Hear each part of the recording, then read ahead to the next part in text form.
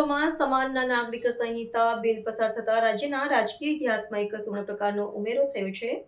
સરકારના પ્રવક્તા મંત્રી જીતુ વાઘાણીએ આ ઘટનાને માત્ર કાયદાકીય પ્રક્રિયા નહીં પરંતુ જનતાની ભાવનાઓનું પ્રતિબિંબ ગણાવ્યું છે। ગુજરાતની પવિત્ર વિધાનસભાની અંદર આજે આપણે 11 વાગે વાત કરી રહ્યા છીએ। રાત્રિના 11 વાગ્યા સુધી એક ઐતિહાસિક બિલ રાજ્યના લાડીલા મુખ્યમંત્રી દાદાના નામથી ઓળખાય છે એવા ભૂપેન્દ્રભાઈ પટેલ યુસીસી સમાન સિવિલ કોડ એ કાયદો લઈને વિધાનસભામાં આવ્યા, રજૂ કર્યું। હું એવું માનું છું કે આ બિલ નથી, દાદાએ ગુજરાતની જનતાનું દિલ રજૂ કર્યું છે।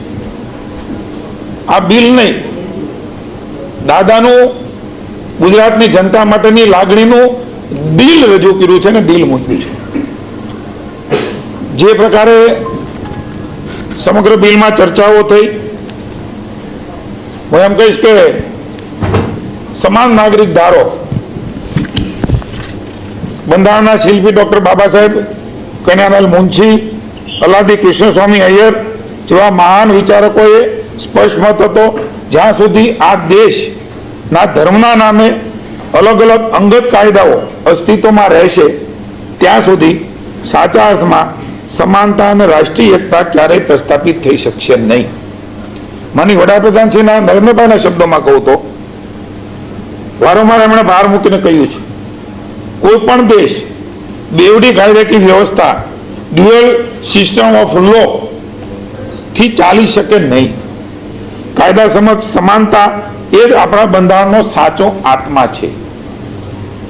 માની વડાપ્રધાન શ્રી નરેન્દ્રભાઈના નેતૃત્વની અંદર અનેકવિધ બિલો એ આપે જોયા છે, જે જનતાને સમાન હક આપતા હોય।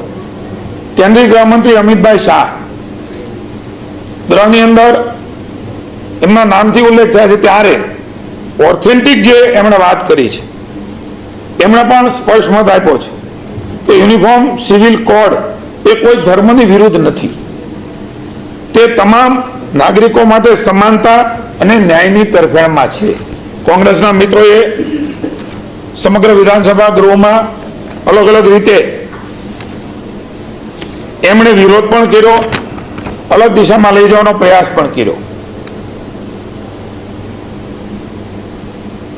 સભ્યશ્રીએ ખૂબ ચર્ચાના અંતે આ બિલ એ પસાર કર્યું છે। માનનીય મુખ્યમંત્રીશ્રીએ આ બિલ રજૂ કર્યું, નાયબ મુખ્યમંત્રીશ્રીએ પણ એમાં પોતાના વિચારો રજૂ કર્યા। ચૂંટણી માટેની વાત કોંગ્રેસે અંદર કરી છે। હંમેશા હારતી આવતી કોંગ્રેસ, હું એમ કહું છું કે અમે જે કાયદાઓ લાવીએ છીએ એ જનતાની લાગણીના કાયદાઓ છે ને જનતા સ્વીકારે છે, એટલે ચૂંટણીમાં ભારતીય જનતા પાર્ટીને જીતીએ છે। એની લાગણીનો આ પડઘો છે, ચૂંટણી સાથે એને લેવા દેવા નથી, પણ અમે જે મૂકીએ છીએ જનતાની લાગણી મૂકીએ છીએ। વર્ષોથી આ પ્રકારની લાગણી ને માગણી કે આજે વિધાનસભામાં એ પસાર થઈ છે, ત્યારે હું આપણા માધ્યમથી કોંગ્રેસે ઓફિશિયલ વિધાનસભાની અંદર વાત કરી છે, આદિવાસીઓને આમાંથી બાકાત શા માટે રાખ્યા છે? રૂઢિગત પરંપરા, વ્યવસ્થાઓ અને સંસ્કૃતિ જાળવવાનું કામ એ સરકારે બંધારણીય રીતે કર્યું છે। કોંગ્રેસ જણાવે કે શું આદિવાસીઓને એ આ પ્રકારે બિલમાં લાવવા માંગે છે? હમણાં જ 2 દિવસ પહેલા એમના કહેવાતા નેતા રાહુલ ગાંધી આદિવાસીની વચ્ચે વાત કરી ગયા છે, ત્યારે આદિવાસીનો વિરોધ એ કોંગ્રેસે ગૃહની અંદર કર્યો છે। અલગ અલગ રીતે એ જોગવાઈઓની પણ આપને વાત થઈ છે। કોંગ્રેસ એ ખુલ્લી પડી ગઈ છે, કોઈ એક સંપ્રદાયને સાચવવા માટે થઈને લઘુમતી તુષ્ટિકરણ, બહેનોને સમાન હક ન મળે એમના માટે થઈને એમણે આ બિલને હોળી કરીને બાળવાની વાત એ કરી છે। ત્યારે હું રાજ્યની જનતાને વિનંતી કરું છું, કોંગ્રેસની હોળી કરવાનો સમય આવનારી ચૂંટણીઓમાં લોકશાહીમાં મત આપવાનો છે. આ પ્રકારનું બિલ રજૂ થાય, એને હોળી કરે ત્યારે ગુજરાતની જનતા એ કોંગ્રેસની હોળી કરીને હરાવવા માટે તત્પર રહેશે. એનો જવાબ આવનારા સમયની અંદર એ આપવાના છે. સંવિધાન, સમાનતા અને સ્વતંત્રતા અને ન્યાય આ બિલમાં રજૂ થયું છે.